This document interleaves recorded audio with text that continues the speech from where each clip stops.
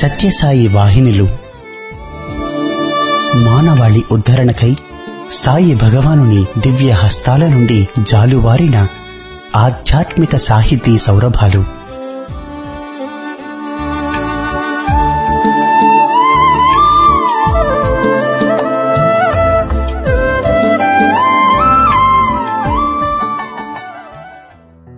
ఓం శ్రీ సాయిరాం. 1958 మహాశివరాత్రి పర్వదినం నాడు భక్తుల ప్రార్థన మేరకు స్వామి స్వయంగా పేరునిస్తూ సనాతన సారథి అనే మాసపత్రికను ప్రారంభించారు. సత్యసాయి భగవానుడే స్వయంగా ప్రేమవాహిని, ధర్మవాహిని, జ్ఞానవాహిని ఇలా 15 వాహినుల పేరిట 26 ఏళ్ల పాటు ప్రతి మాసం వ్యాసాలను సనాతన సారథికి అనుగ్రహించారు.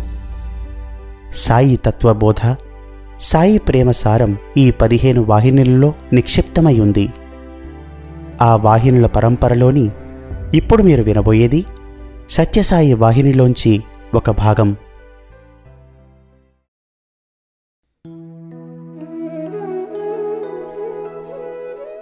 ఓం శ్రీ సాయిరాం. సత్యసాయి వాహిని. పరమార్థము. జీవితమునకు పరమార్థము ఆత్మ. ఇది సర్వత్రా ఉన్నదన్న విషయము భారతీయులకు విదితమే.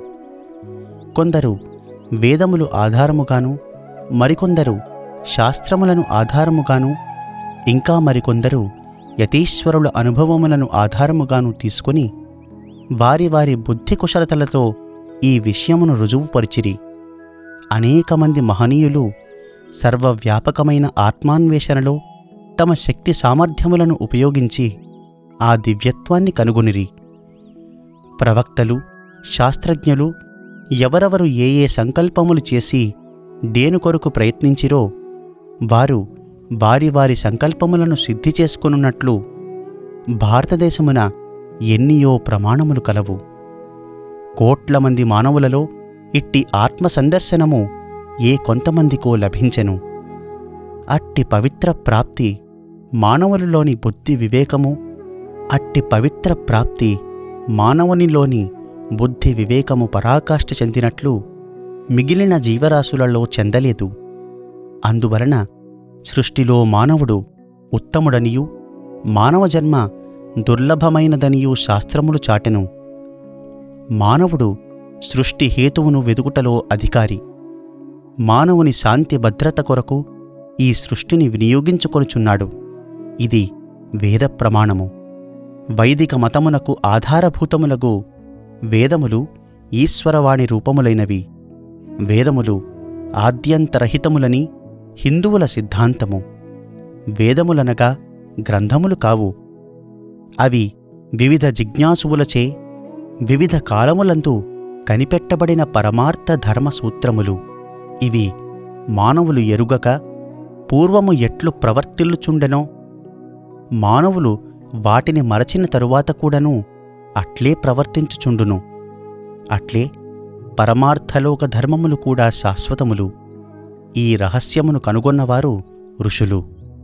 ఈ ఋషులు కనుగొన్న ధర్మములకు అంతము లేకపోయినను అది ఉండి తీరవలయును కదా అని కొందరు తలంచవచ్చును. సృష్టి ఆద్యంతరహితమని వేద సిద్ధాంతము. విశ్వశక్తి యొక్క సమిష్టి పరిణామము ఎప్పుడునూ సుస్థిరమై హెచ్చుతగ్గులు లేక నిలిచియుండును. సృష్టియు సృష్టికర్తయు రెండూ సమాన రేఖలు. అవి ఆద్యంతరహితములై సుస్థిరముగా సమదూరమునే సాగుచున్నవి. భగవంతుడు నిత్యకార్యశీలుడు. అతని శక్తి అవ్యక్తము. భారతీయుల పరమార్థము అత్యంత విస్తృతరూపమైనది. మహోన్నత గగన మార్గమునకెగసి అచ్చట స్వేచ్ఛగా విహరించుచున్నది. ఇది చారిత్రక యుగమునకు పూర్వమే ప్రకటితమైనది. దీనికి అనేకమైన దెబ్బలు తగిలినవి. ఆ దెబ్బలనన్నింటికీ ఆగి ఇప్పటికినీ సజీవమై నిలిచియున్నది. దీని నైసర్గిక బలమునకు ఇది నిదర్శనము. మధ్య మధ్య యూదియా, క్రైస్తవ, జోరాస్ట్రియన్ మొదలగు మతముల పరమార్థములు తనలో విలీనమొనర్చుకొనుటకు ప్రయత్నించినను సర్వ విజయశీలియకు ఈ భారతీయ పరమార్థవాహిని తన జన్మభూమి నుండి వేరుకాక పై మత పరమార్థమునకు సరియైన అర్థము బోధించి అన్నింటి యొక్క ఏకత్వమును ప్రకటించి సమత్వమును నిరూపించెను. దేశమునందలి సర్వమతములు భారతీయ పరమార్థవాహినికి సమీపముననున్న చలముల వలె నిలిచిపోయెను. భారతదేశమున కూడా ఎన్నియో మత శాఖలు ఒకదాని వెనుక ఒకటి పుట్టగొడుగుల వలె పుట్టెను. వేద ప్రతిపాదితమగు భారతీయ పరమార్థ మతమును నామూలాగ్రముగా ఉర్రూతలూగించి కూలద్రోయ చూచినవి. కాని ప్రళయకాలమగు భూకంపముచే సముద్ర తీర జలము కొంత తడవు వెనుకకు మరలిపోయినను తదుపరి తొల్లింటికన్న సహస్ర గుణాధిక బలముతో మరల మోహరించి సముద్ర తీరమును ముంచివైచునట్లు ఈ భారతీయ పరమార్థవాహిని ఆ అల్లకల్లోలముకింత అణగిన పిదప మరల విజృంభించి ఈ విభిన్న మత శాఖలన్నింటినీ తన మహత్తర స్వరూపములోనికి ఆకర్షించుకొనెను. ఇట్టి సర్వజ్ఞమైన సర్వశక్తివంతమైన ఆత్మతత్వమును పరమార్థస్థితిని ప్రేమించుటే అతన్ని ఆరాధించుట. ఆత్మయే మానవునకు ఏకైక ప్రియుడు. ఇహపరములందుగల సర్వములను కన్నను ప్రియతర వస్తువుగా భావించుట, అతనిని ఆరాధించుట ఇది ఏ వేద ప్రబోధ. వేదములు ప్రతిపాదించినది నిష్ఠుర నియమముల యొక్క ఘోర సందోహము కాదు, కార్యకారణ రూపమైన కారాగారం కాదు. ఈ నియమములకన్నింటికీ ప్రభువైన భౌతిక పదార్థములోని భౌతిక శక్తులలోని ప్రతి అణువునందునూ నిలిచి దీపించుచుండువాడు ఒకడు కలడని, అతని ఆజ్ఞ వలననే పంచభూతములు తమ తమ పనులు చేయుచున్నవనియూ ప్రతిపాదించును. ఇది ఏ వేదములందు ప్రతిపాదించిన ప్రేమ సిద్ధాంతము.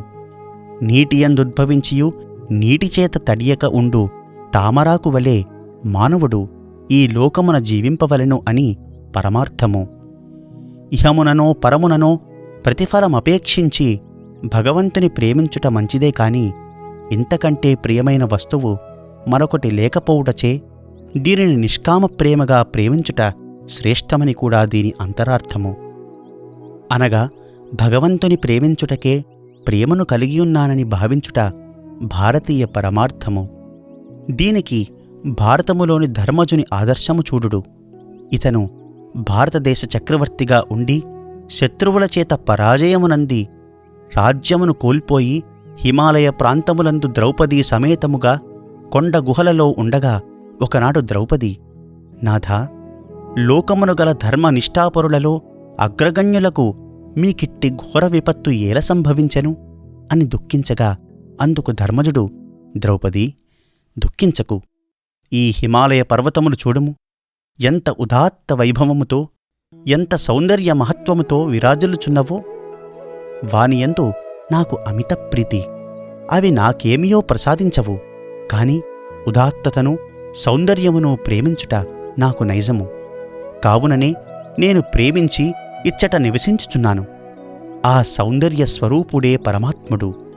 కాన పరమాత్ముని ప్రేమించుటలో పరమార్థమిదేనని అన్నాడు. పరమార్హమగు వస్తువు పరమాత్ముడొక్కడే అన్న సత్యాన్ని భారతీయ పరమార్థము ప్రబోధించును. ఇదే మానవుని స్వభావము. కావుననే నేను అతనిని ప్రేమించునది. అతని వద్ద నేనేమియో కోరను, దేనిని ప్రార్థింపను. అతనికి నన్నెచ్చటనుంచుట ప్రీతియో అచ్చట నన్ను ఉంచనిమ్ము. నా ప్రేమకు ప్రేమయే పరమార్థము. నా ప్రేమ వాణిజ్య వస్తువు కాదు ద్రౌపది అని జవాబిచ్చెను ధర్మజుడు. ప్రేమ దివ్య వస్తువని ధర్మజుడు గ్రహించెను. ఆ ప్రేమ ఆత్మస్థాయియందున్న సహజ లక్షణమని ద్రౌపదికి బోధించెను. ఇట్టి పవిత్ర ప్రేమ స్వభావముతో కూడిన ఆత్మ భౌతిక పదార్థములచే బంధింపబడుటచే గుర్తించలేక జీవభావమును పొంది పరిపూర్ణతను పొందజాలకున్నారు మానవులు. అందుకై ఈశ్వర కృప బడసిన ఆ కృప వలన భౌతిక దేహభావము విడి జీవుడు ఆత్మభావమును పొందును. దీనినే బంధ విచ్ఛేదనమనియూ ముక్తి అనియూ వేదములు చెప్పుచున్నవి. భౌతిక భావము కలిగిన జీవులు ఇట్టి స్థితిని పొందుటకే, ఈశ్వర కృపను అందుకొనుటకే తత్వవిచారణ, శమదమాది షడ్విధ సాధనలు ఏర్పడెను. వాటి వలన చిత్తశుద్ధి ఏర్పడి పరిశుద్ధ అద్దమున ప్రతిబింబము సుస్పష్టముగా కనిపించునట్లు చిత్తశుద్ధి జీవులయందు ఆత్మదర్శనము అతి సులభముగా చేయవచ్చు. జ్ఞానసిద్ధికి చిత్తశుద్ధియే రాజమార్గము. ఇది ఏ భారతీయ పరమార్థములోని కేంద్ర భావము. ఇది ఏ దానికి ప్రాణప్రాయము. కేవలము మాటలను సిద్ధాంతములను నమ్ముకొని కాలమును వ్యర్థం చేయువారు కాదు భారతీయులు. సముద్ర తీరమున నెట్టివేయబడిన నత్తచిప్పలను చూచి ఆనందించువారు కారు భారతీయులు. సముద్ర గర్భమున మునిగి శోధించి ముత్యములను మాత్రమే గైకొనగోరువారు భారతీయులు. ఇంద్రియగోచర ప్రపంచమునకు అతీతమైన పరమతత్వమును పలికించుటలో వేదములు ఆదర్శప్రాయములై మార్గమును నిరూపించుచున్నవి. భౌతికము కానట్టి ఆత్మ తనయందు భౌతికంగా ఉన్నదన్న సత్యాన్ని నిరూపించినవి వేదములు. ఆ సత్యస్వరూపుడే పరమాత్ముడు. ఆ ఒక్కటే నిత్యమైన వస్తువు. మిగిలినవన్నీయూ క్షణభంగురములు. భగవంతుని ఉనికిని గూర్చి నిరూపించుటకుగాను ఏర్పడినవే వేదములు. వేదమార్గమున పయనము చేసి పరిశోధనలు సలిపినవారే హైందవ సిద్ధ పురుషులు. వారు అనుభవించి ఆనందించి మేము ఆత్మను చూచితిమి అని పలికిన పలుకులే శాస్త్రములు, ఉపనిషత్తులు. హిందువులు కేవలము ఒక సిద్ధాంతముతో అభిప్రాయముతో పోరాడుట కాదు. వారి విశ్వాసము దానిని ప్రత్యక్షముగా అనుభవించుటే. వారికి లక్ష్యము నిర్దేశించున్నది విశ్వాసము కాదు, స్థితియు సిద్ధియు భారతీయుల యొక్క ఉద్దేశము. నిరంతర సాధనాభ్యాసము చేత పరిపూర్ణత నొందుట, సాధించుట, కడకు భగవంతునిలో చేరుట, పరిపూర్ణులగుట. ఇది ఏ భారతీయ పరమార్థము.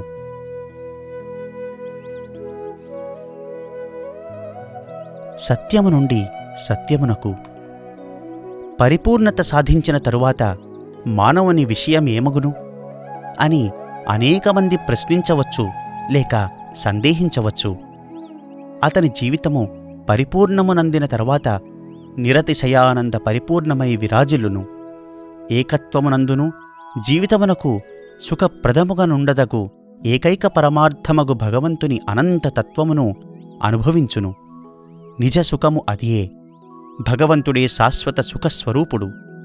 భారతీయులందరూ అనగా వివిధ శాఖలవారందరూ ఈ సిద్ధాంతమునే పాటింతురు. ఈ మతమునే అభిమతముగా గైకుందురు. పరిపూర్ణతత్వమనగా అఖండతత్వము గదా. అఖండతత్వము ఒక్కటే కాని 2-3 ఉండవు కదా. వ్యక్తిత్వము కూడా ఉండజాలదు కదా. ఒక జీవాత్మ పరిపూర్ణత్వమును అఖండమును అయినప్పుడు దీనిని తిరిగి ప్రపంచమునకు తెలుప వీలుండదు కదా అని శంకించవచ్చు. ఇది సరియైన అభిప్రాయము కాదు. వ్యష్టి స్వరూపము గల జీవతత్వము సమిష్టి రూపమునందించినప్పుడు తనకు వ్యష్టిభేదము పోయి సమిష్టి స్థితి కలుగును. అప్పుడు అన్నింటి యొక్క పదార్థము ఒక్కటే అని గ్రహించునే కాని వ్యష్టిభేదమును నిరూపించదు. ఒక్కొక్క వస్తువునందరి దివ్యత్వము తనలో ఆత్మతత్వమునే తెలుసుకొని మరింత ఆనందించునే కాని భేదమును వెల్లిబుచ్చడు. ఆ ఆనందము యొక్క కిరణములే సర్వత్రా వ్యాపించి ఆ అనుభూతిని అందుకొందురు. మహారుషులు వారు అనుభవించిన దివ్య అనుభూతులను లోకానికి అర్థమగు భావాలలో తెలిపిరి. అందని చందమామను వ్రేలితో చూపినట్లు మహారుషులు మనోవాక్కులకు అతీతమైన పరిపూర్ణత్వమును మానవమాత్రులకు తమ తమ స్థాయికి అందుబాటులో ఉండు రీతిగా ప్రబోధించిరి. చిన్న ఉదాహరణము.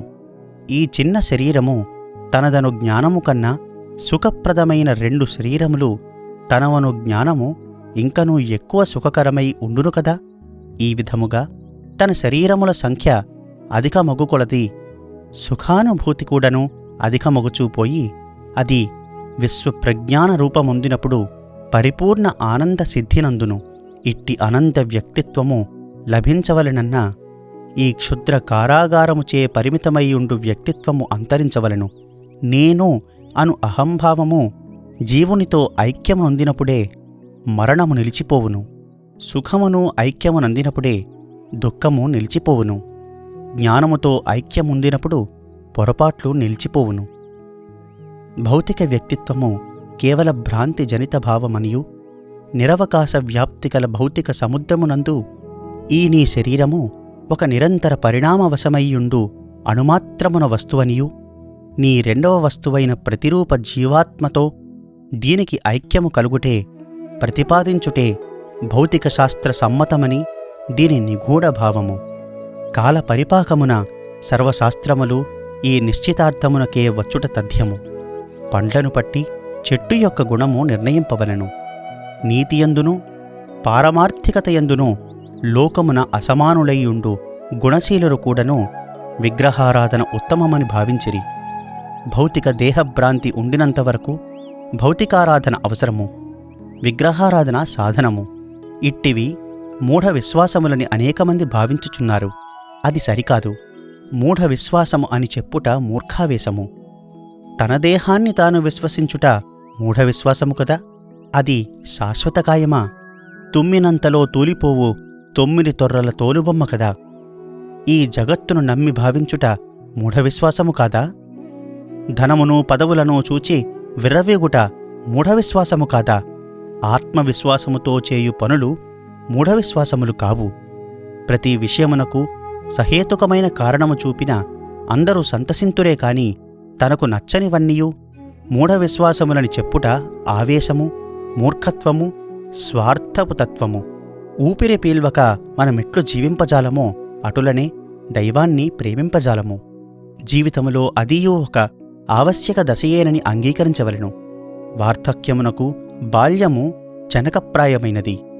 బాల్యము పాతకమని కాని యవ్వనము పాతకమని కాని వృద్ధాప్యమున పలుకునగున తన దివ్యతత్వమును అనుభూతిమనర్చుకొనుటకు విగ్రహారాధనము తోడ్పడును. ఆ సాధకుడు విగ్రహారాధన దశను తాను దాటిన పిదప దానినాక్షేపించట కూడను అనుచితమే.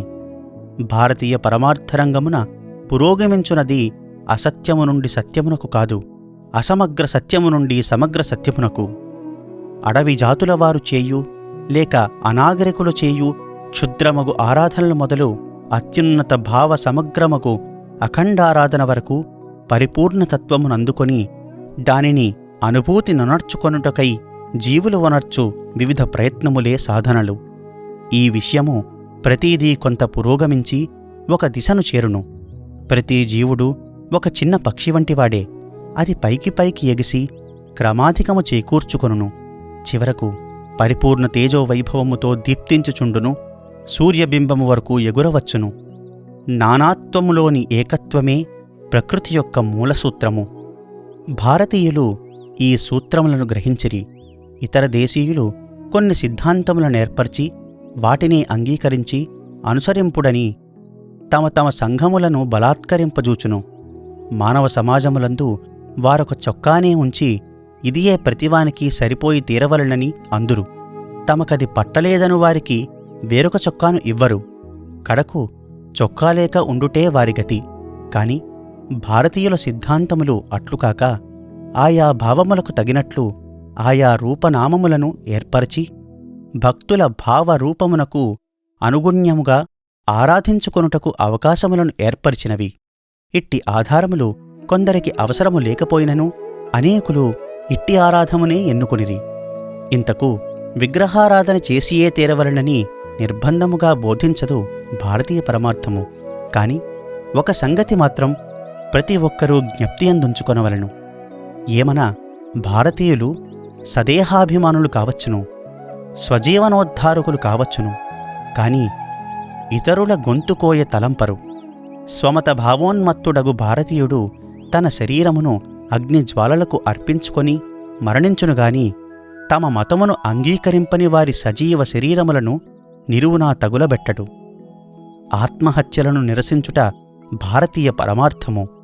ఏలయన ఆత్మనే పరమాత్మగా విశ్వసించిన మతము భారతీయ మతము. నానా జాతులు స్త్రీ పురుషులు నానా విధములుగా నానా స్థితులకు లోబడి ప్రయాణమొనర్చునట్లు మతములన్నీయూ చేయు పని భౌతిక మానవుని వికాసమునకు తోడ్పడి తుదకతనిలో ఈశ్వర తత్వమును లేక దివ్యత్వము దీప్తించునట్లు చేయుటయే. భారతీయ పరమార్థము పైకి విరుద్ధముగా తోచినను పద్ధతులన్నీయూ నిజముకు విరుద్ధములు కావు. ఒక్క సత్యమే వేర్వేరు స్వభావములు గలవారి వేర్వేరి స్థితిగతులకు అనుగుణపడుటలో ఏర్పడిన వైరుధ్యములే అని గ్రహించవలెను. ఉదాహరణము, భిన్న వర్ణములు గల గాజు ముక్కల ద్వారా దీప్తించు ఒకే జ్యోతి అది. అనుగుణ్యార్థము ఈ స్వల్ప భేదములు ఆవశ్యకములే కాని సర్వమునకు మూలమై ఆధారమై గమ్యమై కీలకమై కేంద్రమై ఒక సత్యమే వెలుగుచున్నది. ముత్యాలహారములోని సూత్రము వలె సర్వమతములయందు పరమాత్ముడు సూత్రరూపుడై ఉన్నాడు. ఈ ప్రపంచ జనులందరూ భారతీయ సంస్కృతి ఆధ్వర్యాన శాస్త్రములన్నింటినీ గాలించి చూచి అందెచ్చటైనను మోక్షము భారతీయునకు మాత్రమే లభించును, ఇతరులకు లభించదు అని చెప్పబడి ఉన్నదేమో చూపనివ్వండి. చూపనిండు చూపగలరా? చూపలేరని గట్టిగా చెప్పవచ్చు. భారతీయ పరమార్థము మహావిశాల భావాలతో, ఉన్నత ఆశయములతో, పవిత్ర తలంపులతో ప్రవహించిన వాహిని. మలుపులేక కలతకాక అనుగ్రహ సాగరమునకు చక్కని బాటగా ఏర్పడిన రాజబాట. ఇంకొకటి, భారతీయుల యొక్క మత నిర్మాణమంతటికిని భగవంతుడే, ఈశ్వరుడే మూలస్తంభమై ఉండగా మరొకదానిని విశ్వసించనక్కరలేదు. అన్ని మతములకు అధిష్టానమైన స్థాయిలో ఉన్నత శిఖరమున నిలిచిన మతము భారతీయ మతము. ఈ మతమునకు విరుద్ధమైన ఆశయములు గల ఇతర మతములను భారతీయ మతము అనేక స్థాయిలయందు అనేక రీతులు ఖండించినది. భారతీయులు మరొక మతములననుసరింప పనిలేదు. ఇందులో లేనివి మరే మతమునందు కానరావు. భారతీయ మతమునందలి భావములనే ఇతర మతములు ఆదర్శముగా వేరువేరు రూపనామములతో అనుభవించుచున్నారు. ఇతర మతముల వారు భారతీయ వైదిక మతమును అనుసరించవచ్చును. కాని భారతీయులు ఇతర మతములను అనుసరించు అవసరము లేదు. మనము ముఖ్యముగా గమనింపవలసినది ఆత్మను గూర్చియు, ఈశ్వరుని గూర్చియు, ఆస్తిక ధర్మమును గూర్చియు జరిగిన విచారము. ప్రపంచ వాంగ్మయమున కూడా ప్రాచీనతమమైనది ఆర్యవాంగ్మయము. ఇంతకన్నా ప్రాచీన రచనలు ఏ దేశమందునూ ఎచ్చటనూ లేవు. ఒకవేళ ఉన్ననో వాటికి వాంగ్మయనామము చెల్లదు. ఇంత పురాతనమైన గ్రంథము, వాంగ్మయము ప్రపంచముననే ఎందునూ లేదు. ఆర్యుల చిత్తవృత్తులు, వారి వాంఛలు, వారి వ్యవహార విషయములు, వారలనెదుర్కొన్న సమస్యలు మున్నగు సంగతులు ఇందు చిత్రింపబడినవి.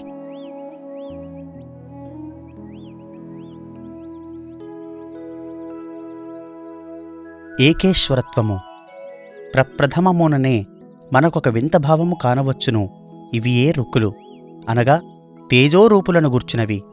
ఎట్టి దేవుళ్ళు అనేకులు కలరనియు ఇంద్రుడు, వరుణుడు, మిత్రుడు, పర్జన్యుడు అనునవి కొందరి పేర్లు. వీరు ఒకరి వెనుక ఒకరు కనిపింతురు. ఇట్టివాడే వజ్రాయుధుడగు ఇంద్రుడు, భూలోకమునకు వర్షము వచ్చునట్లు చేసిన ప్రతీతుడు. అందువలన భారతీయులు ఇంద్రుని పూజింతురు. ఇంద్రుడు అనగా ఇంద్రియములకు అధిపతి అయిన మనస్సును ఇంద్రుడని పిలిచిరి. అతనికి పురుహూతుడు అని రెండవ పేరు. పురు అనగా అనేక పర్యాయములు, హూతుడు అనగా ఆహ్వానింపబడువాడు. మనస్సనే ఇంద్రుణ్ణే రుద్రునిగా వేదములలో కీర్తింపబడింది. ఇంద్రియముల ద్వారా అనుభవిస్తున్నప్పుడు ఆ మనస్సే ఇంద్రుడు. ఇంద్రియములను జయించి తాము వానిలోకి సర్వాంతర్యామి తత్వం పొందుచున్నప్పుడు ఆ మనస్సే రుద్రుడు. అందువలననే వేదములోని ఇంద్రుడు, రుద్రుడు రెండు నామములుగా వైభవము గల ఒకే దేవతగా వర్ణించిరి. టక్కిన దేవతలను గూర్చి కూడా ఇట్టి వర్ణనముల నెన్నియైనా ఉదహరింపవచ్చును. చివరికొకే విధమున అంతా వర్ణింపబడుచుందురు. దేవతలుగా ప్రారంభింతురు. కడకు అఖిల జగత్తు తమయందు కలవారుగా, సర్వహృదయములకు సాక్షీభూతులుగా, సర్వలోకాధినాథులుగా పరిణమింతురు. వరుణుని విషయంలో మరొక భావము, భయభావము గోచరించును. ఈ భావము అంకుర రూపమున పొడచూపెనుగాని ఆర్యబుద్ధి దానిని వెంటనే అణగద్రొక్కును. మరొకచోట కొందరు పాపమొనర్చితెమనడి భీతి కలిగి క్షమింపుమని వరుణుని ప్రార్థించినట్లు వ్రాయబడెను. కాని వానిని హైందవ భూమిలో అభివృద్ధి నొందకుండా చేసిరి. ఇందుకు కారణము ఇది ఏకేశ్వరారాధనకు గుర్తు. ఈ ఏకేశ్వర సిద్ధాంతము చాలా పురాతన కాలముననే హిందూ దేశములో ప్రకాశించెను. సంహితాభాగమంతటిలోనూ ఇదియే వేదములలో ప్రథమమును ప్రాచీనమును అయినది. అయితే ఆర్యులను ఇది తృప్తిపరపజాలకపోయెను. ఇది మిక్కిలి అపరిపక్వ భావముగా తోచుటచేత భారతీయులు విడనాడిరి. అంతకన్నా ఉన్నతమని భారతీయ బుద్ధికి తోచు భావము దశవారు పరాక్రమించిరి. కాని యూరపు దేశస్థులు భారతీయ పరమార్థసారమైన వేదములను గూర్చి వ్రాసిన గ్రంథములలోనూ, వేద విమర్శన గ్రంథములలోనూ, ఋషుల రచనలలో ఆ పురాతన భావము నిండియుండినట్లు గనిపించును. హిందువుకు ఇది పరిహాసాస్పదముగా తోచును. సగుణ సాకార భావము కన్నా ఉన్నతమగు ఈశ్వరభావమే లేదని ఉగ్గుపాలతో నేర్పినవారు ప్రాచీన తత్వ విచారపరుడు భారతీయ ఋషులు. నిజముగా సంహితా కాలము దాటుటతోడనే సంహితాభావమున నిండియున్న ఏకేశ్వర భావము పనికి మాలినదనియు, వేదాంతులకును జిజ్ఞాసువులకును అది ఆధారణార్హము కాదనియూ తలచి అంతకన్నా లోకాతీతమును అగు భావమును సాధించుటకై భారతీయులు పాటుపడిరి. ఏకేశ్వర భావము అతని అందే జగత్తంతయును నిలిచియున్నది. సర్వచిత్తములకు నీవే కాపరివి మున్నగు వర్ణనలు ఎన్నియో చేసిరి. కేవలము మానవ బుద్ధిని పరిమితమైనదిగా పాశ్చాత్యులు భావించిరి. భారతీయులు తత్వవిచారణ విషయమున నిరంకుశ సాహసమును చూపిరని అంగీకరించక తప్పదు. వారి సాహసిక భావాగ్ని జ్వాలలలోని స్వల్పకణమే పాశ్చాత్య దేశపు తత్వ విచారణ పరులలో ధీరతా విఖ్యాతి నొందిన వారిని కూడా వెరపుగొలుపజాలియున్నది. దీనినే ప్రొఫెసర్ మ్యాక్స్ ముల్లరు మనోహరంగా పలికెను. సహేతుక విచారము ఈ ధీరులనంత అపరిచిత భావ క్షేత్రములకు కొనిపోయినను వారచటికి పోవ సాహసించిరి. అందుకై ఏమి పరిత్యజించవలసి వచ్చినను వారు వెనుదీయలేదు. లోకులు తమ్ము గూర్చి ఏమి చింతుంతురు అని వారికి బాధలేదు. వారికేది యుక్తమని తోచునో, ఏది సత్యమని తోచునో దానికై ప్రొఫెసర్ మ్యాక్స్ ముల్లరు లోకులకు భారతీయ పరమార్థవాహినిలో ప్రవేశింపమని ప్రబోధించెను. ఏకం సత్ విప్రా బహుధా వదంతి, ఉన్నదొకే వస్తువు, దానినే ప్రాజ్ఞులు వేర్వేరు పేర్లతో వ్యవహరింతురు అని ఈ వాక్యమునందు ఇమిడియున్నది. ఈ కారణము మహోదాత్త రూపమైనది. భారతదేశమున అనంతకాలమున ప్రబలిన ఆధ్యాత్మిక విచారణమంతయు ఈ మూలసూత్రము మీదనే ఆధారపడియున్నది. భావికాలమున లోకమున ఎచ్చటలేని విస్తరణమొందనున్న ఆస్తిక ధర్మ విచారణమంతయు కూడా దీనిమీదనే ఆధారపడి ఉండగలదు. ఈ వివిధ దేవతలను గూర్చి రుక్కులు రచించిన వారి దృష్టి పథమున నిలచియున్నది. ఒక్కడే దర్శించువాడు అనేకమంది భిన్నతకు కారణము. ఒకే ఏకైక పురుషుని గూర్చియే స్తోత్రకారులు, ఋషులు, కవులు వివిధ భాషలలో, వివిధ వాక్కులతో, వివిధ భావములతో గీతికలు రచించిరి. పై వాక్యము నుండి అనగా ఏకం సత్ విప్రా బహుధా వదంతి అను వాక్యము నుండి మహోత్కృష్ట ఫలితము ఆవిర్భవించినది. మతమూలకమగు హింసలు, మతానుష్ఠానమున కవరోధము కల్పించుటలు కలుగునది భారతదేశమొక్కదాని అందే అగుట కొందరికి విచిత్రముగా తోచవచ్చును. ఆస్తికులు, నాస్తికులు, అద్వైతులు, ద్వైతులు, ఏకేశ్వరారాధులు ఈ దేశమున కలరు. ఎన్నడు కాని వారికుపద్రవము కలుగదు. బ్రాహ్మణుల ఆరాధనా దేవాలయముల మెట్లపై నిలుచుండి దేవుణ్ణి దూషించుచు, ఖండించుచు జడవాదులు బోధలు సలిపిరి. ఈశ్వరభావము కేవలము భ్రాంతి అనియు, దేవతలు, వేదములు, ఆస్తిక ధర్మము, వాటి సూత్రములు తమ స్వప్రయోజనార్థము బ్రాహ్మణులు కల్పించిన మూఢ విశ్వాసములనియూ వారు దేశమంతయూ తిరిగి ప్రచారించిరి. అట్టివారికెవ్వరునూ ఆటంకము కల్పింపలేదు. హిందూ సాంప్రదాయములను తిరస్కరించుచూ వచ్చిన బౌద్ధమతమును కూడా హిందువులు గౌరవించిరి. ఈశ్వరభావమును పరిహసించుచుండిన జైనుల విషయము కూడా ఇట్టిదే. దేవుడొకడు ఎట్లుండగలడు? అది కేవలము మూర్ఖభావమై ఉండవలెను అని వారు పలికిరి. ఇట్టి ఆదర్శములు అనంతముగా నుదాహరింపవచ్చును. మహమ్మదీయులు మహాకల్లోలముగా ఎగబారి వచ్చుదాకా మత విషయక హింస ఇట్టిదని కూడా భారతదేశమును ఎవ్వరూ ఎరుగరు. విదేశీయులు వచ్చి తమపై ప్రయోగించినప్పుడే భారతీయులకు ఆ విషయము పరిచితమైనది. క్రైస్తవ చర్చిల నిర్మాణమున భారతీయులు ఎంత తోడ్పడినది, క్రైస్తవులతో సహకరించుటకు భారతీయులు ఎంత సంసిద్ధత చూపినది నేటికి కూడా విస్పష్టముగా కనిపించును. రక్తపాతమెన్నడూ సంభవించలేదు. వీటినన్నింటినీ పదిలపరచవలనన్నను, భారతీయుల పరమార్థవాహినిని చక్కగా అర్థం చేసుకునవలనన్నను విచారణ శక్తి, బుద్ధిబలము ఆవశ్యకము. మత ప్రచారములు లోక సంచారమునకు ఉపక్రమించిన మతములలో బౌద్ధమతము మొదటిది. అనాగరికమున పేరొందిన ఆనాటి దేశములు అన్నింటిలోకి బౌద్ధమతము చొచ్చుకొనిపోయినది. చీనా దేశమున మత ప్రచారకులు హింసింపబడిరి. కొందరు చక్రవర్తుల ఆజ్ఞలచే వేనవేలు విధింపబడిరి. కాని పిదప బౌద్ధులకు అదృష్టకాలము వచ్చెను. బౌద్ధమతము హింస వలదని ప్రబోధించెను. అంతయు ఏకం సత్ విప్రా బహుదా వదంతి, అతనినే ఇంద్రుడని రుద్రుడని పేర్కొందురు. ఈ వాక్యము యొక్క ఫలము కావున దీనిని అందరూ జ్ఞాపకమందుంచుకొందురుగాక. భారతీయులలో సమత్వము మెండు. హిందూమతమో, బౌద్ధమతమో, మహమ్మదీయమతమో, జౌరాష్ట్రమతమో, క్రీస్తుమతమో ఏదిగానున్నను దైవారాధనను ఎవరునూ పరిహసించకూడదనియు, ఏ రూపనామమును పరిహసించినను ఒకే దైవమును పరిహసించినట్లగుననియు భారతీయ పరమార్థము ప్రచారము చేసెను. ఈ సత్యాన్ని నేర్చినవారే నిజమైన భారతీయులు. దీని అందరూ గుర్తింపజాలరు. జగత్తును పరిపాలించువాడు, జగత్తులో దాని వెలుపలా నిలిచి పరిపాలించువాడు జగత్తు యొక్క ఉనికికి కారణము వివరింపగలడా? వివరింపజాలడు. ఈ జగత్తు ఎక్కడ్నుండి వచ్చినది, ఎట్లు వచ్చినది, ఎట్లు ఉనికిని దాల్చినది, ఈ విషయమును గూర్చిన రుక్కులు భారతదేశమున అనేకము కలవు. సృష్టి అనగా వస్తువుల యొక్క సంయోగము. సంయుక్త పదార్థములన్నీయూ కాలాంతరమున వియుక్తతనందుట తథ్యము. అనగా ఆత్మ సృజింపబడినదయ్యనేని అది మరణింపవలెను కదా.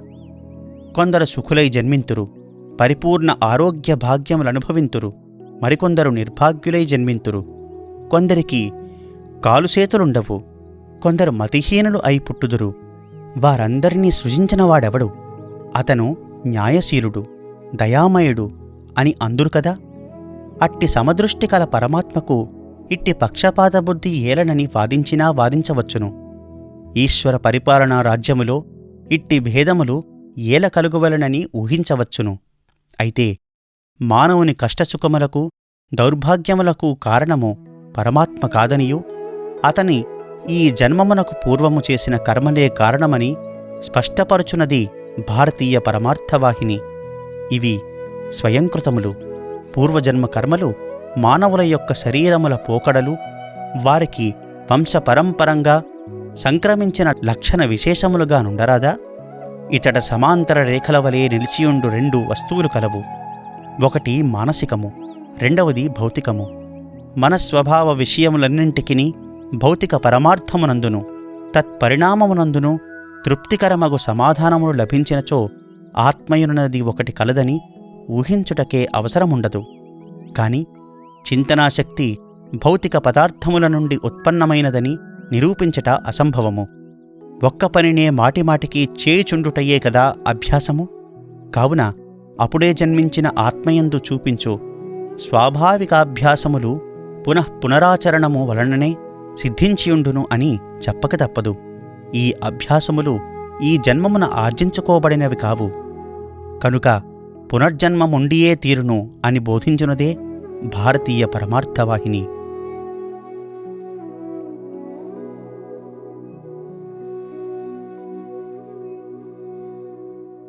అద్భుతములలోకెల్లా అద్భుతము. భారతీయులు తానొక ఆత్మ అని విశ్వసించుదురు. అట్టి ఆత్మను ఖడ్గములు ఛేదింపజాలవు, అగ్ని దహింపజాలదు, నీరు తడుపజాలదు, గాలి శోషిల చేయజాలదు. ఆత్మయ్యను దానికి పరిధియే లేదు. కేంద్రము మాత్రము శరీరమున నుండును. మరణమును దానికర్థము ఈ కేంద్రము ఒక శరీరము నుండి మరొక శరీరమునకు మారుట.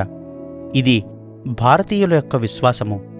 ఆత్మ భౌతిక నియమములకు లోబడినది కాదు. స్వతసిద్ధముగా అది యుక్తము, నిర్నిబద్ధము, పావనము, శుద్ధము, పరిపూర్ణము. కాని అది భౌతిక పదార్థమునకు అంటగట్టబడి తాను భౌతిక పదార్థమనియే భావించుకొనుచుండును. ఇదియే దాని చమత్కారము.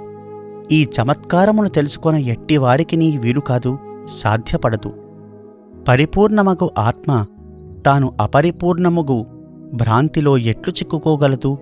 భారతీయులీ ప్రశ్నకు ఆస్పదమే లేదని చెప్పి తప్పించుకోచూతురని కొందరు తలంచవచ్చును. తమ అజ్ఞతను కనిపెట్టజూతురు. విశుద్ధమును అఖండమును అగు పదార్థము అణుమాత్రముగానైనా తన స్వభావమును ఎట్లు కోల్పోగలదు? భారతీయుడు అకృత్రిమ స్వభావుడు. కుతర్కములనాశ్రయించి తప్పించుకొన చూడడు. సమస్యను పురుషోచిత విధమున ఎదుర్కొను ధైర్యము కలవాడు భారతీయుడు. కనుక ఆ సమస్యకది సమాధానము. పరిపూర్ణ వస్తువగు ఆత్మ తాను అపరిపూర్ణమైనదని తలచికొనుటయు, తాను భౌతిక పదార్థములతో చేరి దానిచే నియమింపబడినదని తలుచుకొనుటయు ఎట్లు సంభవించును? అది సంభవించదు. తాను శరీరమునని తలుచుకొనుట ప్రతివాడునూ ఎరిగిన విషయమే. అతడట్లు తలుచుకొనుట ఎట్లు సంభవించునో ఎవరైనా చెప్పగలరా? దీనికి జవాబిచ్చుటకు కూడా ఎవరూ పూనుకోరు. అది భగవదిచ్ఛ అనుట సమాధానమే కాదు. నేను ఎరుగను అని భారతీయుడు పలుకు మాట కన్నా ఈ సమాధానమునకు ఏమియూ ఆధిక్యము లేదు. తేలినదిది. జీవాత్మ నిత్యము, అమృతము, పరిపూర్ణము, అనంతము. మరణమనగా దాని కేంద్రము ఒక శరీరము నుండి మరొక శరీరమునకు మారుటే అని ముందు తెలిపితిని. మన ప్రస్తుత స్థితి మన పూర్వజన్మ కర్మల చేత నిర్ణయింపబడును. అట్లే భవిష్యత్తు స్థితియు ఇప్పటి కర్మము చేత నిర్ణయింపబడును. జన్మజన్మలకు మధ్య, మరణమరణములకు మధ్య ఆత్మ వ్యాకోచముందుటో లేక సంకోచముందుటో జరుగుచుండును. కాని మనుష్యుడు తుఫానులో చిక్కిన చిరునావవలే నొక క్షణమున నురుగులుగురక్కు మహాకల్లోల శిఖరమునకు ఎగజిమ్మబడును. అనంతరక్షణమున ఆవలించుచుండు అగాధములోనికి భీషణ వేగంతో కూలద్రోయబడును. సత్కర్మ దుష్కర్మవశుడై తత్ప్రభావముచే ఇటునటు దొర్లుచుండువాడైనా అమృతపుత్రులారా వినుడు. భ్రాంతికిని అంధకారమునకును ఆవలనుండు ఆ పురాణ పురుషుని భారతీయ మహారుషులు కనుగొని వారు ఈ విధముగా జవాబు చెప్పిరి. మానవజీవులారా, సోదరులారా, మీ మరణ పరంపర నుండి విముక్తులగుటకు అతని నెరుగటొక్కటే మార్గము. నిత్యానందమునకు ఉత్తరాధికారులైన మీరు పాపులనుకొని తలంచకుడు. మీరు ఈశ్వర ప్రతిబింబులు, అవ్యయానందమును పాల్గొనువారు, పావనులు, పరిపూర్ణులు, భూమిపై విహరించు దేవతలు. అట్టి మిమ్ము పాపులని పిలుచుట కంటే వేరొక పాపమున్నదా? పాపులమని అంగీకరించుట అప్రతిష్టలెండు. మీరు గొర్రెలను భావమును వీడి భ్రాంతిని వదలి మీరు ఆత్మలు, ఆద్యంతరహితులును అగు అమృత బిందువులు. భౌతిక పదార్థము మీ దాసి కాని మీరు దాని దాసులు కారు. ఇవి ఋషుల వాక్యములు. ఋషులు వేద విదుతులు. ఇట్టి భారతీయ భావములను అనుభవము లేనివారు ఎట్లు అర్థం చేసుకోగలరు? భగవంతునే తండ్రిగా, తల్లిగా, గురువుగా, మిత్రునిగా, ప్రియునిగా ప్రార్థించి భావించి బలమును అందుకొన్న భాగ్యజీవులు భారతీయులు. ఇహ పరములందుగల సర్వమున కన్నను ప్రియతర వస్తువుగా ఏకైక ప్రియునిగా ఆరాధించినవారు భారతీయులు. కేవలము ఇంద్రియ సుఖములనే ఎరుగు జనసామాన్యము అట్టి పరమ సత్యమును ఏ రీతిగా గ్రహించగలరు? ఈ ఇంద్రియ స్వభావమే మనకు సత్యము గాన్పింపక మరుగబడియుండు కారణములలో ఒకటని ఋషుల వాదము. ఇంద్రియ భోగాసక్తి వివిధ సిద్ధాంత కల్పనము. ఇది సత్యమునకు మనకు మధ్యనుండు ఒక తెర. మన పరిశీలనములలో ఇది ఒక మహాఘట్టము. ఈ భావనే క్రియాభివృద్ధినంది అద్భుత రూపమగు వైదాంతిక మాయా సిద్ధాంతముగా కాలాంతరమున రూపొందుటయు, ఈ తెరనే వేదాంతమున కానవచ్చు యథార్థ వివరణమనియు, అనాది కాలము నుండి సత్యము మన కంటి ఎదుటనే దీపించుచుండియు ఈ తెరవలననే మరుగుబడియుండననియు భారతీయులు కనుగొనిరి. మన ఈ సమస్యకు బాహ్యలోక అన్వేషముచే సమాధానం లభింపదని భారతీయుల గరుకపడెను. ఎన్ని యుగముల కాలము బాహ్యలోకమును వెదికిననూ నిష్ఫలమే.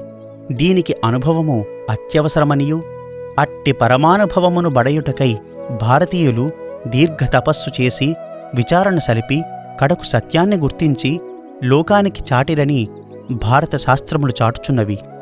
ఇంద్రియ వాంఛలును కర్మకలాపాది బాహ్య విషయ వాంఛలను తమకును సత్యమునకు నడుమ తెరను కల్పించినవనియు, ఆ తెర కర్మకలాపములచే ఛేదించుట కష్టమనియు అసాధ్యమనియు లోకానికి బోధించెను. భారతీయ పరమార్థము దాని సత్యాన్ని కనుగొనుటకు మనస్సే వారికి ఆధారమయ్యెను. మనస్సు యొక్క సూక్ష్మ పరిశీలనము తప్ప గత్యంతరము కానరాదయ్యెను. బాహ్య ప్రపంచ పరిశోధనము నిరుపయోగమయ్యెను గాన అంతర ప్రపంచము దశ వారు తమ దృష్టిని మలుచుకొనిరి. ఇది ఏ వేదాంత విద్యకు ప్రారంభము. పునాది. సత్యమునకై వేరెక్కడనూ అన్వేషింప పనిలేదు.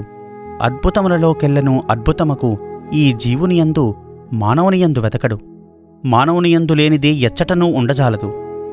వెలుపల కనిపించున్నది లోనున్నదానికి బింబ ప్రతిబింబము మాత్రమే. ఈశ్వరుడు జగత్తు వెలుపల నుండే జగత్తును పరిపాలించుచుండును అను పురాతన భావమును వారు గైకొనిరి. ఆ ఈశ్వర జగత్తు లోపల నుండిరి. భారతీయులు మొదట చేసిన కార్యమిదియే. అతడు వెలుపల నుండు దేవుడు కాదు, లోపల నుండువాడు. అచ్చట నుండే అతన్ని తీసి తమ హృదయ పీఠికలనాక్రమింపజేసిరి. మన ఆత్మలకు ఆత్మయై మనలోని సత్య పదార్థమై నిలిచియుండును. వేదాంత తత్వశాస్త్రమును చక్కగా అర్థము చేసుకొనగోరువారు ఉదాత్తములగు కొన్ని భావములను గ్రహింపవలెను. తత్వశాస్త్రము ఒక గ్రంథము గాని ఒక్కరిచే రచింపబడినది కాని కానే కాదు. మహామహుడగు మనువు బ్రహ్మవర్తము అని పేర్కొనినది భరతభూమి. కాలాంతరమున ప్రపంచమందంతటను వెల్లివిరియునున్న ఆత్మాన్వేషణ మహోద్యమము ఈ భూమి నుండియే ఉత్పత్తి అయినది. ఈ భూమియందు మహానదుల వలనే పారమార్థికోద్యమములు కూడా ఉద్భవించినవి. మేఘగర్జారావముతో తమ ఆధ్యాత్మిక సందేశమును లోకమునకు చాటినది. భారతదేశము మీదికి శత్రుదాడి వెడలి వచ్చినప్పుడెల్లా ఆ ధాటి ప్రఘాతమునకు ప్రప్రథమమున మారడ్డు నిలిచి భారమును ఈ పవిత్ర భూమి వహింపవలసి వచ్చెను. ఆర్యావర్తము పైకెత్తివచ్చు దుర్వాతముల కాటుపోట్లకి ధీరభూమిలోని దండెమగల వక్ష ప్రదేశములే మొదట గురికావలసి వచ్చెను. ఇట్లు ఎన్నిసార్లో ఘోర హింసలననుభవించియు ఈ భూమి ఇప్పటికినీ తన యశో వైభవమును తన బలమును పూర్తిగా కోల్పోలేదు. ఇచ్చట నుండియే సాధుమూర్తి నానక్ మహాశయుడు అత్యద్భుత రూపమగు తన ప్రేమ భావమును బోధించెను. ఇచ్చటనే అతని విశాల హృదయంకి వికసించెను. హైందవ ప్రపంచమునే కాక మహమ్మదీయ ప్రపంచమును కూడా ప్రేమాలింగనమనొచ్చుటకు భారతీయులు బాహువులు చాపిరి. హైందవ పురుష శేఖరులందు అగ్రస్థానము వహించిన చివరివారిలో గురు గోవిందసింగు ఈ భూమియందు నిజ మతోద్ధరణార్థము తన యొక్కయు తమ ప్రియతమ యొక్కయు రక్తపాతమున కూర్చి ఎవరికై తానెట్టి ఘోరహింసల పాలయ్యనో వారు తమను విడనాడినను తన దేశీయులను ఏమాత్రమూ దూరక దక్షిణ పదమున కేగి హృదయము వ్రీలిన మృగరాజువలే ప్రాణములు విడిచెను. ఆ మహానుభావుల కీర్తి శాశ్వతమై నిలుచుగాక. అట్టి మహనీయులు మానవకోటికెంతయో ఉపకారము చేసిరి. ప్రతి మానవునియందు ఒక ప్రత్యేకత్వమెట్లుండునో అట్లే ప్రతి రీతియందునూ కూడా ఒక ప్రత్యేకత్వముండును. ప్రతివాడును కొన్ని విషయములందు ఇతరులందరికన్నా భిన్నుడై స్వకీయములకు కొన్ని విశిష్ట లక్షణములను కలిగి ఎట్లుండునో అట్లే ప్రతి జాతియు ఇతర జాతులకు లేని కొన్ని విశిష్ట లక్షణములు కలిగియుండును. ప్రకృతి యొక్క నిర్ణీత క్రమములో ప్రతివారు నిర్వహింపవలసిన ప్రత్యేక పాత్రయు ఎట్లేర్పడి ఉండునో అతని పూర్వకర్మమతనికై ఒక ప్రత్యేక మార్గమును ఏర్పరిచియుండునో అట్లే జాతుల విషయము కూడా. ప్రతి జాతియు ఒక విధి నిర్దిష్ట పాత్రమును నిర్వహింపవలసి ఉండును. ప్రతి జాతియు లోకమునకు ఒక సందేశము నీయవలసియుండును. కావున మన జాతి సాధించవలసిన కార్యమును అది నిర్వహింపవలసిన విధి నిర్దిష్ట పాత్రమును జాతి సామరస్య వాద్యమున అది పాడవలసిన స్వరమును మనము ప్రప్రథమము నుండి గ్రహించియుండుట ముఖ్యము. కొన్ని సర్పముల పడగలందు మణులుండుననియు ఆ మణులుండునంతవరకు ఆ సర్పములను ఏమి చేసిననూ చంపుట సాధ్యము కాదనియు మీరు చిన్ననాటి కథలలో వినియుందురు. దీనిని జ్ఞప్తి పెట్టుకున్నచో చరిత్రయందరి అత్యద్భుత సంఘటననొకదానిని మనము గ్రహింపగలము. మౌలిక విశ్వాసము. శతాబ్దముల తరబడిగా అల్లాహు అక్బర్ నినాదములు మింటిని అంటినవి. ఏ క్షణము తన్ను మృత్యువెదుర్కొనునో భారతీయులైన వారు తప్ప మరెవ్వరూ ఎరుగరు. ఇట్టి ఘోరాపదల పాలైనదియు ఇట్టి దాస్యమనుభవించినదియూ అగు దేశము ప్రపంచ చరిత్రయందు ఇంకేదియూ లేదు. అయినను మనము ఇప్పటికినీ ఇంచుమించు పూర్వకాలపు జాతిగానే ఉన్నాము. ఇంతేకాదు, ఇటీవల కానవచ్చు కొన్ని చిహ్నములను పట్టి మనము బలిష్ఠులమై ఉండుటేకాక విస్తరిల్లుటకు కూడా సంసిద్ధులమై ఉన్నామనియూ స్పష్టమగుచున్నది. విస్తరిల్లుటే కాదు జీవచిహ్నము. నేడు భారతీయ సిద్ధాంతములు భావములు భారతదేశపు సరిహద్దుల లోపలనే అణిగియుండుటలేదు. మనకు ఇష్టమున్ననూ లేకున్ననూ అవి దేశాంతరములలోనికి చొచ్చి పరిక్రమించుచున్నవి. ఇతర దేశ వాంగ్మయములలోనికి వాని సారము దిగిపోవచ్చున్నది. అందు కొన్నిటిలో వారికి నిరంకుశాధికార పదవి కూడా చేపడుచున్నది. ఇందుకు కారణమేమనగా ప్రపంచాభ్యుదయ సమిష్టికి భారతదేశము తనవంతుగా అర్పించిన భాగము. ఈ దేశమున గల తత్వ పారమార్థిక జ్ఞానము తక్కువ దేశపు సమర్పణములన్నింటికన్నను మహోత్కృష్టము, మహోజ్వలము, మహోదాత్తము అయి ఉండుటే అని విదితమగుచున్నది. భారతీయుల పూర్వులు ఇతర విషయములు కూడా పరీక్షించిరి. ఇతర జాతుల వలనే వీరు కూడా బాహ్య ప్రకృతియందు గల రహస్యములను భేదించి బహిరంగపరుపజూచిరి. ఈ అద్భుత జాతి యొక్క మహత్తర బుద్ధి వైభవము ప్రపంచమిప్పటికినీ కలలోనైనా ఊహింపజాలనట్టి విచిత్ర ఫలములను ఆ మార్గమున సాధించియుండును. ఆ నిర్వికారుని మనకెరుకపరుచున్నదే విద్యలన్నింటిలో ఉత్తమమైనదని వేదములలో ఘంటాఘోషముగా ప్రకటింపబడిన విషయమందు వారు ప్రవేశించిరి. ఎప్పుడునూ మార్పు చెందుతూ అదృశ్యమగుచుండు ప్రకృతి యొక్క తత్వమును తెలుపు శాస్త్రము శ్రేష్టమైనదిగా ఉండవచ్చును. కాని ఎవడు మార్పులకతీతుడో, ఎవడు నిరతిశయానంద స్వరూపుడో, ఎవనియందు మాత్రమే శాంతి సుస్థిర నివాసము చేయుచుండునో, ఎవనియందు మాత్రమే జీవము అనంతమో ఆ పరాత్పరుని తత్వము తెలుపు శాస్త్రము సర్వాతిశయముగు మహోత్కృష్ట శాస్త్రమని భారతీయ పూర్వుల బోధ. ప్రకృతి తత్వశాస్త్ర రహస్యములు మనకు అన్న వస్త్రములను మాత్రమే సమకూర్చగలవు. ఇతరులను నోడించి పరిపాలించు మార్గములు నేర్పునవియు, బలహీనులను అణగద్రొక్కినవియు అణగద్రొక్కునవియు, బలవంతులకు బోధింపనట్టివియు అగు భౌతిక శాస్త్ర రహస్యములను వారు కోరినచో అవలీలగా కనుగొనియుండగలరు. కాని భగవదనుగ్రహము చేత భారతీయులు వెంటనే రెండవ పక్షమును గైకొని అది మన జాతికి విశిష్ట లక్షణము కాదని గ్రహించిరి. ఇది ఏ భారతీయుల జాతికి వన్నె తెచ్చినది. భారతీయులలో గల ఈ విశేషము ఇతరులు స్పృశించుటకు కూడా అలవికానిది. ప్రహ్లాదుని వలె అగ్నిజ్వాలల నుండి చెక్కుచెదరక బయటికి వెడలిరి. పరమార్థ దృష్టి లేని భారతీయులను భారతీయులుగా పరిగణింపరైరి. ఆనాటి నిజ భారతీయులు ఇతర దేశములందు మానవుని దృష్టిలో మార్గదర్శకులు. రాజకీయ విషయములకై నిలిచి ఒక స్వల్పాంశము ఆధ్యాత్మిక భావముల మీద కరుగవచ్చును. కాని భారతదేశమున పారమార్థిక జీవితమును నడుపుటే ప్రప్రథమ కర్తవ్యము. ఆ పైన ఇంకేమైనా అవకాశము లభించినచో తమకు గల పారమార్థిక శక్తులన్నింటినీ తాము వెదికి సేకరించుట అత్యావశ్యకమని గ్రహించిరి. ప్రాచీన కాలమున ఇదే జరిగెను. భారతీయ పారమార్థిక తత్వమును జాతి సమైక్యమనగా చెల్లాచెదురై పడియుండ పారమార్థిక భావములన్నింటినీ ప్రోగుచేయుట అనియే అర్థము. భారతీయ పారమార్థిక తత్వమున జాతి సమైక్యమనగా చెల్లాచెదురై పడియుండు పారమార్థిక భావములన్నింటినీ పోగుచేయుట అనియే అర్థము.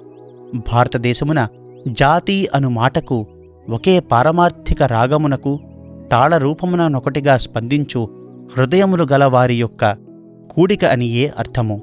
ఈ మతమునకు ఆధారభూతములకు సూత్రములు ఆకాశముల వలె విశాలమును, ప్రకృతి వలె శాశ్వతములుగా అయినవి. ఆ సూత్రములకెంతో సూక్ష్మరూప వివరణము కల్పింపబడినను సూత్రములలో గల వైశాల్యము వలన మతశాఖలెన్నియో వాని ఆధారముపై ఉత్పన్నమగుట సహజమే కదా. కావున ఇచట శాఖా సంప్రదాయ బృందములుండియే తీరవలెను. దాని శాఖ సంప్రదాయ వైరములు మాత్రము ఉండనవసరము లేదు. శాఖా వైరముచే దేశమునకు శ్రేయస్సు చేకూరతుగాని శాఖా బృందములుండనది లోకము పురోగమింపజాలదు. లోకమును గల అనంత శక్తి రాశినంతటినీ ఒక స్వల్ప మానవ బృందము పరిపాలింపజాలదు. కార్యనిర్వహణము సమర్థముగా నుండుట కొరకు కార్యవిభజనమునర్చి ఒక్కొక్క భాగము ఒక్కొక్కరికి వశపరుచుట ఆవశ్యకమని బోధించెను. కావుననే ఈ శాఖా విభజన మొనర్పబడిననియు మనకిప్పుడు స్పష్టమగుచున్నది. పారమార్థిక శక్తుల ప్రయోగము కొరకు శాఖలుండుగాక కాని మనము కలహింపనవసరమేమి? ఈ భిన్నత అంతయు పైకి కనిపించున్నదే కాని యథార్థము కాదనియు వాని అన్నిటిలో దూరి వానినొక్కటిగా గూర్చు మనోహర సామరస్య సూత్రమొకటి కలదనియు శాస్త్రములు ప్రకటించెను. అదే ఏకం సత్విప్రా బహుదా వదంతి, ఉన్నది ఒక్కటే, ప్రాజ్ఞులు అనేకములుగా వర్ణింతురు అని మన ప్రాచీన గ్రంథములు పలికెను. కాన మొదటి నుండియు సర్వమతములచే గౌరవింపబడిన మతము భారతీయుల మతము. శాఖా వైరమున్నచో అవి ఒకదాని ఎడనొకటి అసూయాద్వేషములు గలిగియున్నచో ఆ తండ్రుల సంతతివారమని చెప్పుకొనుట మనకిది అవమానకరణం. మనము ఏ సంప్రదాయ సిద్ధ వేదాంత మతావలంబులమైనను ఆధునిక వేదాంత మతావలంబులమైనను అందరము అంగీకరించు మహోదార సూత్రములు కొన్ని కలవు. హిందూ నామం ధరించు వారందరూ ఆ సూత్రములను విశ్వసింతురుగాక. ప్రతివాడు ఒకే భావమునకే కట్టుబడి ఉండవలనను నియమము భారతీయులకు లేదు. ప్రతి వానిని మన వ్యాఖ్యానమునే అంగీకరింపుమని, మన పద్ధతులనే అనుసరించి జీవించమని బలాత్కారపరచుట మహాపాపమని భారతీయ పరమార్థము. ఇందు ప్రప్రథమ సూత్రము వేదములు సనాతన ధర్మమును బోధించును. ఈ పవిత్ర వాంగ్మయము ప్రకృతితో పాటు అనాది సిద్ధమై ఆద్యంతరహితమై వెలియుచున్నదనియు, తత్సాన్నిధ్యమున మత విషయక పరిశ్రమములు అంతముందు తీరవలననియు మనము విశ్వసించక తప్పదు. పరమార్థిక భావభేద విషయమున తుది పరిష్కారము ఇందే లభించుననియు మనము అందరము అంగీకరించు విషయము. వేదములుగా పరిగణింపవలసినది వేనిని అని విషయమును మన దృక్పథములు భిన్నములై ఉండవచ్చును. నీవు బోధించు ఈశ్వరుడు ఎట్టివాడైనను కానిమ్ము, అది అప్రధానము. ఆ భేదభావముల గూర్చి మనకు వివాదము వలదు. ఈశ్వరుని బోధించితిరేని అదియే చాలును. ఆ భావములో ఒకటి మరొకదానికంటే మంచిదిగా ఉండవచ్చునుగాని అందేదియునూ చెడ్డది కాదని ఎరుగవలెను. ఒకటి యోగ్యము, ఒకటి యోగ్యతరము, మరొకటి యోగ్యతమము కావచ్చును. కాని అయోగ్యమనునది భారతీయ పరమార్థమునందు లేదు. కావున మనకిష్టముకు ఏ రూపములలోనైనను సరే ఈశ్వర రూపమును బోధించువారందరినీ ఈశ్వరుడు అనుగ్రహించుగాక. ఈ విషయము ఎంత అధికముగా జరిగినా మనకంత శ్రేయస్కరము. ఆ భావము ఈశ్వర భావమునకు సంబంధించిన భావమై ఉండాలి. దానికి శుష్కదరిద్రుడు, ధనాధికారి అను భేదము లేదు. ఈ భావమును కూడా భారతీయ బిడ్డలకు బోధించవలెను. ఆ బిడ్డలు ఈ భావమునందే పెరగవలెను. ఈ జగత్తు కొన్ని వేల సంవత్సరముల క్రిందటనే కల్పింపబడిననియు, ఎప్పుడో ఒకనాడిది శాశ్వతముగా అంతరించుననియు ఇతర దేశీయులు జాతులు విశ్వసించినట్లు భారతీయులు విశ్వసించరు. జీవాత్మయును జగత్తును శూన్యము నుండి పుట్టింపబడిననియు భారతీయులు అంగీకరించరు. ప్రకృతి ఆద్యంతరహితమైనది, కాని నియమితకాల పరిమాణ విధేయమై ఈ బాహ్య ప్రపంచపు స్థూల పదార్థమే తన పూర్వపు సూక్ష్మతరాకృతినంది ఆ స్థితియందు కొంతకాలం నిలిచియుండి మరల ప్రక్షిప్తమై ప్రకృతి అనంత నానాత్మకముగా గోచరింపనారంభించును. ఒక శాఖవారు ఒక వేద భాగమును తక్కినవారికన్నా పవిత్రతరముగా నెన్నుకొనవచ్చును. కాని వేద విధానమునకు మనమెల్లరమును సమానాధికారము గల సోదరులమనియు, మనకు నేడుగల శ్రేయస్కరమును పావనమును పరిశుద్ధమును అగునదంతయు ఈ అద్భుత ప్రాచీన సనాతన గ్రంథములలో ఉండియే ప్రాప్తించినదనియు పలుకునంతకాలము ఈ స్వల్ప భేదములు మనల్నేమి చేయగలవు? కావున వీటిని మనము విశ్వసించి ఈ సూత్రము దేశములో సర్వదిగంత పరివ్యాప్తమగునట్లు ప్రకటింపవలెను. ఈ జగత్తును ఎవడు సృష్టించెనో, ఎవడు కాపాడెనో, ఎవరిలోనికిది నియమితకాల పరిణామానుసారముగా లభించునో, మరలా కొంతకాలమునకు ఈ అద్భుత జగద్రూపమును గోచరించుచుండునో ఆ ఈశ్వరుని తెలుపునది వేదము. ఈశ్వరుడు ఎట్టివాడు అను విషయమున మనకు భావభేదములుండవచ్చు. కేవలం మానవ లక్షణోపేతుడగు ఈశ్వరుని ఒకడు నమ్మవచ్చును, మరొకడు మానవ లక్షణ రహితుడయ్యను మూర్తిమత్వము గల ఈశ్వరుని నమ్మవచ్చును, ఇంకొకడు కేవల నిరాకారుడకు ఈశ్వరుని నమ్మవచ్చును. వీరందరి భావములకును వేదములోనే ప్రమాణము లభించవచ్చును. ఇట్టి భేదభావములున్నను మనకెల్లరకును ఈశ్వర విశ్వాసమున్నది. అనగా ఒక అత్యద్భుత ఆద్యంతములు లేని శక్తి కలదనియు, సర్వము అందే నిలిచియున్నదనియూ చివరకు అన్నియూ సర్వము అందులోనే మరల చేరవలననియూ విశ్వసించనివాడు భారతీయుడు కాడు, హిందూ నామమునకు అర్హుడు కాడు.